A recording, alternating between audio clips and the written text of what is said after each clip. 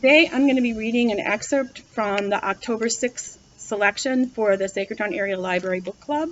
It's called The Long Petal of the Sea, and it's by Isabel Allende. It's a book about civil wars, about disruption of life, about emigration, about love, and about the meaning of family. The excerpt I'm going to read represents a true historical event. It was emigration of thousands of Spanish people going from France to Chile in 1939 on a ship called the Winnipeg. That summer day, August 4th, 1939, remained forever engraved on the minds of Victor Dalmau, Rosa Bruguera, and the other 2,000 or more Spaniards sailing toward the long, narrow South American country that clung to the mountains so as not to topple into the sea.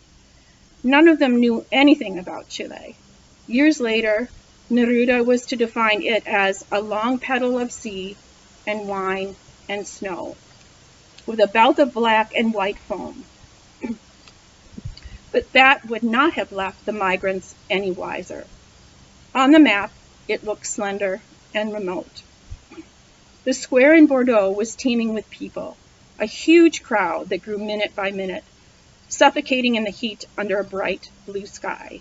Trains, trucks, and other vehicles, crammed with new arrivals, kept pulling up. Most of them had come straight from the concentration camps and were hungry, weak, and unwashed. Since the men had spent several months separated from their women and children, the re-encounter between couples and families produced dramatic, emotional scenes.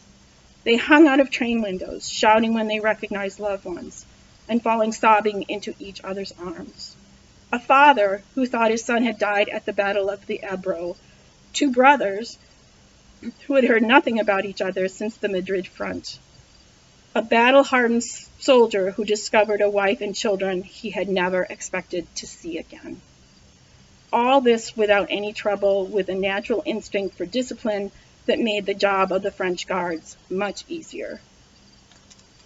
Pablo Neruda, dressed from head to toe in white, together with his wife, Delia de Quero, also decked out in white and wearing a big, broad-brimmed hat, was overseeing the process of identification, health checks, and selection, like a demagogue. He was aided by consuls, secretary, and friends seated at long trestle tables. Permission to board was granted with a signature in green ink and a rubber stamp from the Spanish Refugee Evacuation Service. Neruda solved the visa problem by issuing collective ones. The Spaniards were put into groups and had their photographs taken. Each one was quickly developed, and then someone cut out the faces and stuck them on the permits. Charity volunteers handed out snacks and toiletries for everyone. Each of the 350 children received a complete set of clothes. Elizabeth Eidenbenz took charge of distributing them. This was the day of departure, and the poet still needed a lot of money to pay for this immense transfer of migrants. The Chilean government refused to contribute, arguing that it would be impossible to justify the expense to a hostile, divided public at home. To everyone's surprise, a small group of very formally dressed people suddenly appeared on the quay, volunteering to pay half of every passage. When Rosa saw the group in the distance, she handed Victor the baby and ran to greet them. Among them were the Quakers who had taken her in. They had come in the name of their community to fulfill the duty they had set for themselves ever since their origins in the 17th century, to serve mankind and promote peace. Rosa repeated to them what she had heard from Elizabeth: "You always appear when you're most needed." Victor, Rosa, and the baby were among the first to embark. The ship was an old 9,000-ton cargo boat that brought goods from Africa and had been used as a troop ship in the Great War. Built to accommodate 20 seamen for short voyages, it had been converted to take more than 2,000 people for a month. Triple bunks had been built in the hold, and a kitchen, dining room, and sick bay with 3 doctors had been installed. As soon as the Dalmau family arrived on board, they were assigned to their sleeping quarters. Victor with the men in the prow, Rosa with the women and children in the stern.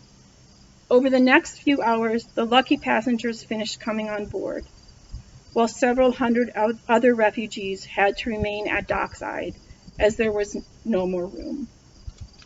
At nightfall, the Winnipeg weighed anchor with the high tide.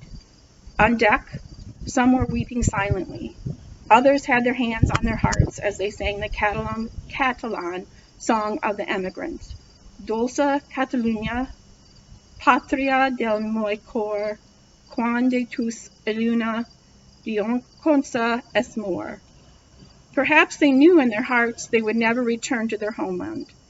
Pablo Neruda stood on the quay waving a handkerchief until they disappeared from view. That day was engraved on his memory too. And years later he would write, "Critics can erase all my poetry if they wish, but this poem that I recall today cannot be erased by anyone."